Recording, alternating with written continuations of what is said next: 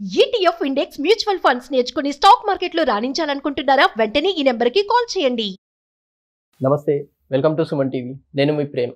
ఇవాళ మనతో ఉన్నారు స్టాక్ మార్కెట్ అనలిస్ట్ సుందరామరెడ్డి గారు. సార్ని అడిగి లేటెస్ట్ అప్డేట్స్ ఏంటో తెలుసుకుందాం.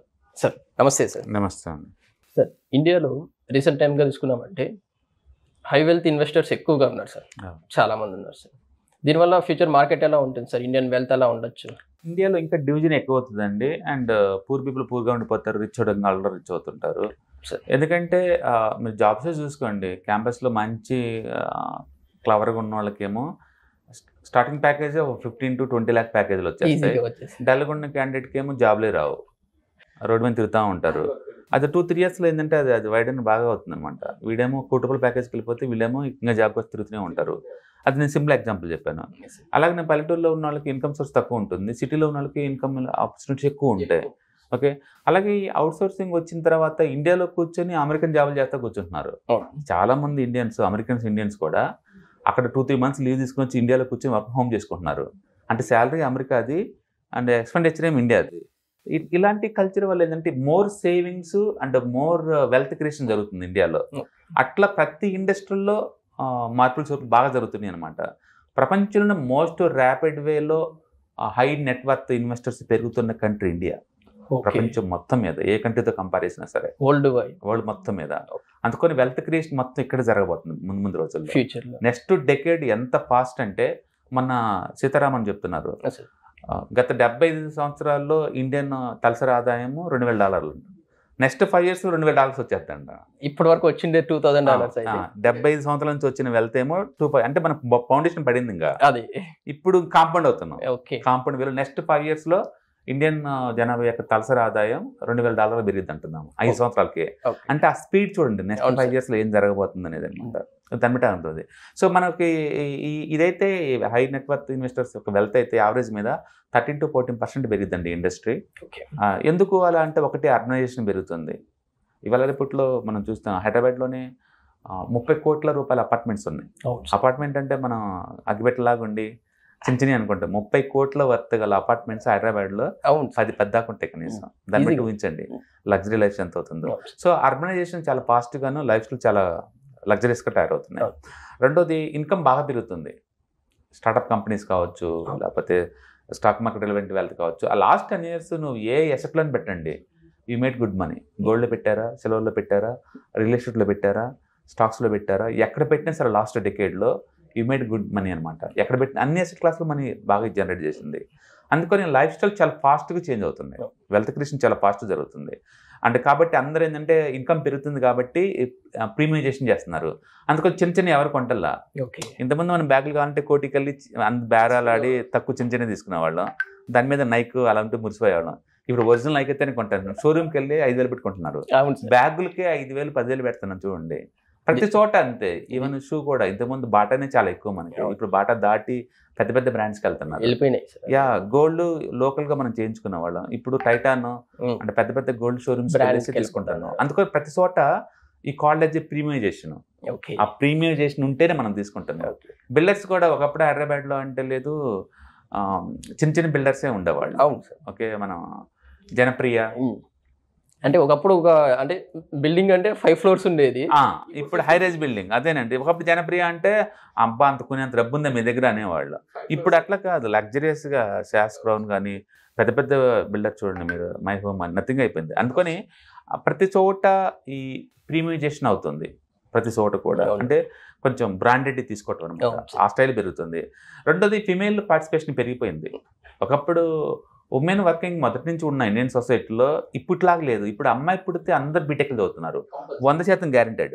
100% అమ్మాయి పుట్టినా అబ్బాయి పుట్టినా అప్ టు డిగ్రీ పీజీ చదవడం కంపల్సరీ అయిపోయింది. అందుకని ఉమెన్ వర్క్ పార్టిసిపేషన్ పెరిగిపోయింది, వాళ్ళ డిసిషన్ మేకింగ్ పెరిగిపోయింది, వాళ్ళ ఎఫిషియన్సీ పెరిగిపోయింది. తద్వారా ఏంటంటే ఎక్కువ ప్రొడక్టివిటీ వస్తుంది. ఇవాళ రేపట్లో కపుల్స్ వర్క్ చేయడం అనేది మామూలు విషయం అయిపోయింది. మీరు ఎక్కడైనా చూడండి, హైదరాబాద్లో ఏ మూలని చూడండి, వైఫ్ అండ్ హస్బెండ్ ఇద్దరు వర్క్ చేస్తారు. ఇంతకుముందు అలా ఉండేది కాదు, ఎందుకంటే ఎడ్యుకేషన్ చాలా కాస్ట్లీగా ఉండి అమ్మాయిల్ని 10th ఇంట్లో ఆపేసేవాళ్ళు. ఇప్పుడు అలా కాదు, స్ట్రైట్ అవే బీటెక్స్. అందుకని ఉమెన్ పార్టిసిపేషన్ బాగా పెరిగింది. ఇది మనకి క్లియర్గా ఐటీ డిపార్ట్మెంట్లో క్లియర్ కనపడుద్ది. మీరు ఎసెన్షియల్ రీసెంట్ టైంలో తీసుకుంటే ఆల్మోస్ట్ 50 to 60% మోర్ దెన్ వాళ్ళే ఉన్నారు. అందుకని ఉమెన్ పార్టిసిపేషన్ పెరుగుతుంది, సో ఇన్కమ్ పెరుగుతుంది. అండ్ అన్ని చోట్ల టెక్నాలజీ అడాప్ట్ చేస్తున్నారు. ఎల్లరేపట్లో ఆర్టిఫిషియల్ ఇంటెలిజెన్స్ని ప్రతి చోట వాడుతున్నారు. అది ఓన్లీ ఐటీ అని సపరేట్ లేదు. మీరు ఏ పని చేసినా సరే అంటే ఫైనాన్స్లో వాడుతున్నారు, మూవీస్లో వాడుతున్నారు, ఎక్కడ పడితే అక్కడ వాడుతున్నారు. సో మోర్ ఛాన్స్లు వస్తూ ఉన్నాయి. అట్లా వీళ్ళకి డిజిటలైజేషన్ పుణ్యం అంటూ మోర్ ఛాన్సులు రావటం, ఇన్కమ్ పెరగటం, అండ్ అర్బనైజేషన్ పెరగటం, అండ్ ప్రీమియైజేషన్ అవటం, వీటన్నిటి వల్ల ఏంటంటే సొసైటీ మొత్తం రీస్ట్రక్చరింగ్ అవుతుంది. అందుకని more and more wealth creation, wealth maintenance ఎక్కువ అవుతుంది అనమాట. అందుకని వెల్త్ మేనేజ్మెంట్ కంపెనీస్ పెద్ద స్కోప్ ఉంటుంది ఇండియాలో next 10 years.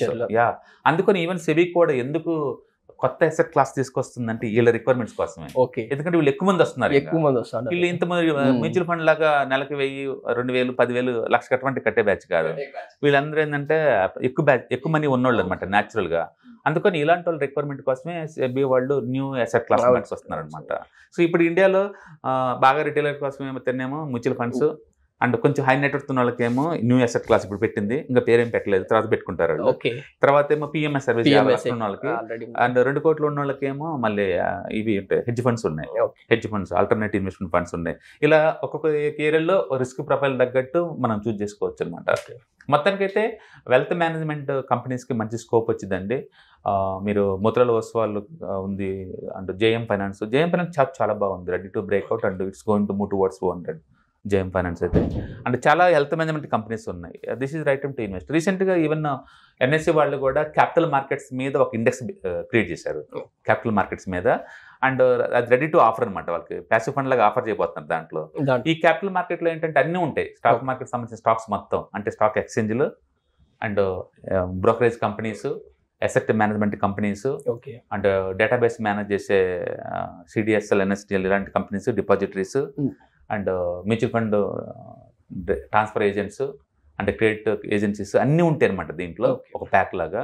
It's too good. కాకపోతే మార్కెట్ ఎక్స్పెన్సివ్ ఉంది కాబట్టి కొంచెం డ్రాప్ అయిన తర్వాత మనం దాంట్లో పెట్టుకోవచ్చు. మొత్తానికైతే నెక్స్ట్ 10 years ఏదన్నా ఇండస్ట్రీ ఫాస్ట్ గ్రో ఏది ఉంది అంటే ఇండియన్ స్టాక్ మార్కెట్లో అంటే మాత్రం ఖచ్చితంగా వెల్త్ మేనేజ్మెంట్ ఇండస్ట్రీ. చాలా ఫాస్ట్ గ్రో అవుద్ది, చాలా పెద్ద. ఇయర్లీ నీకు 20-30% ఎందుకంటే స్టాక్ మార్కెట్ ఎలా పోతుంది అది కూడా అంతే పోద్ది. ఎందుకంటే మోర్ మనీ ఉండేటప్పుడు అది మేనేజ్ చేయడం కోసం ఎక్స్పర్టైజ్ అవసరం అనమాట. అందుకని దీనికి వెళ్తారు. మ్యూచువల్ ఫండ్స్ చిన్న వాళ్ళకి అది, బట్ పెద్ద అమౌంట్ సంపాదించే వాళ్ళు అంటే డెఫినెట్గా వీటికి వచ్చే ఛాన్స్ ఎక్కువ ఉంది. కాబట్టి స్టాక్ మార్కెట్లో మనం ఆ క్యాపిటల్ మార్కెట్ దాన్ని మన ఆ ఇండెక్స్ ఉంది, దాని ఇండెక్స్ ఫండ్ లాగా ఈటీఎఫ్ లాంచ్ చేస్తున్నారు అనమాట ఇంకో 1 month లో. దాంట్లో ఇన్వెస్ట్ చేయడం ద్వారా మనం డైరెక్ట్ స్టాక్ మార్కెట్ సంబంధించిన స్టాక్స్ కొనుక్కోవచ్చు డైరెక్ట్గా. యా, అది ఒకటి కొంటే అన్ని కొన్నట్టే కదా, అంటే స్టాక్స్ మొత్తం కొన్నట్టే కదా, సేమ్ లైక్ మ్యూచువల్ ఫండ్స్ లాగా.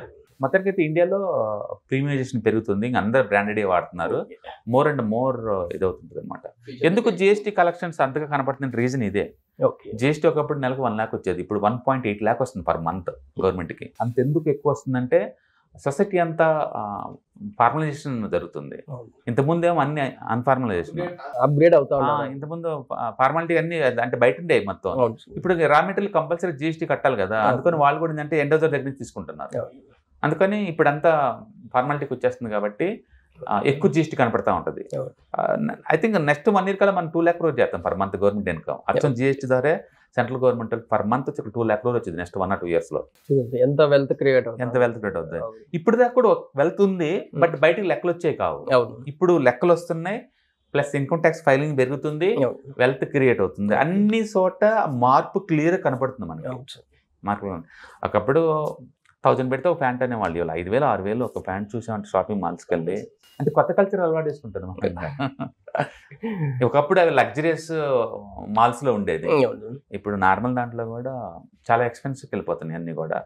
అంటే పబ్లిక్ కూడా యాక్సెప్ట్ చేస్తున్నారు వాళ్ళకి, ఎందుకంటే ఇన్కమ్ లెవెల్స్ పెరుగుతున్నాయి కాబట్టి. అందుకని సొసైటీ ఇంకా ఎక్కువ డివైడ్ అయిపోద్ది. అచ్చం హార్డ్ కోర్ జాబ్ చేసే వాళ్ళకి శాలరీ హైక్ లేక అంతే ఉంటారు, అండ్ ఈ వైపు వాళ్ళు ఏమో మోర్ ఇన్కమ్ కాబట్టి మోర్ స్పెండింగ్ చేస్తూ ఉంటారు. సొసైటీ ఇంకా 2గా డివైడ్ చేస్తుంటారు, ఇట్లా హ్యావ్ అండ్ హ్యావ్ నాట్స్ గా డివైడ్ అయిపోతుంది. ఇంకా ఫ్యూచర్లో ఇంకా సపరేట్ అయిపోతుంది, ఇంకా ఎక్కువ అవుతుంది. బట్ ఎవరు పట్టించుకుంటారు వాళ్ళు? హ్యావ్ నాట్స్ ఎవరు పట్టించుకుంటారు? సో డబ్బున్న పట్టించుకుంటారు, వాళ్ళు స్పెండ్ చేస్తున్నారు కాబట్టి ఇండియా బాగుందంట. మనం లేను అప్పటికి గవర్నమెంట్ చాలా సపోర్ట్ ఇస్తూ ఉంది అనుకోండి, రకరకాల స్కీమ్స్ తోటి అందరికి అంతా యూటిలైజేషన్ చేసుకోవడం. బట్ ఏదన్నా కానీ యూత్ ఇప్పుడు ఒక ల్యాప్టాప్, ఒక ఇంటర్నెట్ కనెక్షన్, కొంచెం తిన్ని క్యాపిటల్, మీరు ఏ టైప్ బిజినెస్ స్టార్ట్ చేసుకోవచ్చు. అందుకని మన మైండ్ సెట్ పాజిటివ్ బయాస్ మీద ఉండాలి. ఎక్కడెక్కడ ఏమేం చేయాలో ఆలోచిస్తూ పోవాలి తప్ప డిసప్పాయింట్ అవుతా బ్యాక్ వెళ్ళకూడదు అనమాట. అందుకని యూత్ గవర్నమెంట్ జాబ్స్ వాటి కోసం వీటి కోసం ట్రై చేసే బదులు సంథింగ్ న్యూ ఇన్నోవేషన్ కోసం ట్రై చేయడం బెటర్ అనమాట. ఎంతకంటే దాంట్లో మ్యాటర్ దొరుకుతుంది. ఇవి యూట్యూబ్ కంటెంట్ చూసే కదా ఎట్లా వస్తుందో, అండ్ ఓటీటీలు కానీ అందరూ కంటెంట్ చూసుకుంటే ఏ రేంజ్ లో వస్తుంది. లైక్ ఇప్పుడు అలానే చేసుకుంటే బెటర్ ఏమో కదా సార్, కొత్తగా క్రియేట్ చేసుకుంటే అదేనే ఉంటుంది. అట్లా ఎంటర్‌ప్రెన్యూర్‌కి వెళ్ళినప్పుడు ఏంటంటే అన్లిమిటెడ్ ఇన్కమ్, అన్లిమిటెడ్ సాటిస్ఫాక్షన్ అంటే ఫైనాన్స్ ఫ్రీడమ్ దొరుకుతుంది అనమాట. అందుకని యూత్ అనే వాళ్ళు కొంచెం అన్కన్వెన్షనల్ థింకింగ్ చేసుకొని అలాంటి వెళ్ళటం ద్వారా చూసుకోవచ్చు. రెండోది కెరీర్ ఎప్పుడు గ్లోబల్ లెవెల్లో ఉండాలి, చిన్న చిన్న లోకల్ తీసుకోకూడదు అనమాట. అఫ్కోర్స్ కొంతమందికి ఛాన్స్ ఉండొచ్చు, కొంతమంది ఉండవచ్చు, కానీ మొత్తానికైతే మన ఆలోచన మొత్తం యాక్షన్స్ ఏమో లోకల్గా, బట్ థాట్ ప్రాసెస్ ఏమో ఇంటర్నేషనల్ లెవెల్లో ఉండాలి. అట్లా ఉంటేనే మనం ఎదగలుగుతాం అనమాట. డెఫినెట్గా next 10 years belongs to India. అందులో వెల్త్ క్రియేషన్లో వివచ్చం చేసి పడేస్తారు, అందులో డౌట్ లేదు. ఒక అదాని ఒక అంబానీ అంటారు, ఊరికొకరు తయారు అవుతారు. డెఫినెట్గా. Thank you sir. Hi, stock మార్కెట్లో వాలటిలిటీకి దూరంగా ఉంటున్నారా? పోర్ట్ఫోలియోస్ అన్నీ కూడా రెడ్లో ఉండి బ్లీడ్ అవుతున్నాయా? అంటే స్టాక్ మార్కెట్లో ఉండి సస్టైనబిలిటీ ఉన్న బిజినెస్ మోడల్ లాగా, లేదా స్టాక్ మార్కెట్ లాంగ్ టర్మ్లో మంచి వెల్త్ క్రియేట్ చేసుకునేలాగా ప్లానింగ్స్ ఏమైనా ఉన్నాయా? అయితే అలాంటి వాళ్ళ కోసం ఈ ప్రోగ్రామ్ అండి. ETFs, index funds and mutual funds. మా స్టాక్ మార్కెట్లో ఉండి కూడా సెక్యూర్ వేలో మనీ మేక్ చేసుకునే పద్ధతి ఏదైనా ఉందంటే రిటైలర్స్కి ఈ మూడే అనమాట. దీంట్లో కాంప్రహెన్సివ్గా మీకు ట్రైనింగ్ అండ్ గైడెన్స్ దొరుకుతుంది. అండ్ వీకెండ్స్లో జరిగే ఈ ప్రోగ్రాంలో అటెండ్ అవడం ద్వారా ETFs, index funds and mutual ఫండ్స్లో మీ నాలెడ్జ్ పెంచుకోండి. మీ పోర్ట్ఫోలియో మీరే మెయింటైన్ చేయడం ద్వారా ఇయర్లీ యావరేజ్ మీద 20 to 30% మనీ మేక్ చేసుకోండి. All the best. Thank you.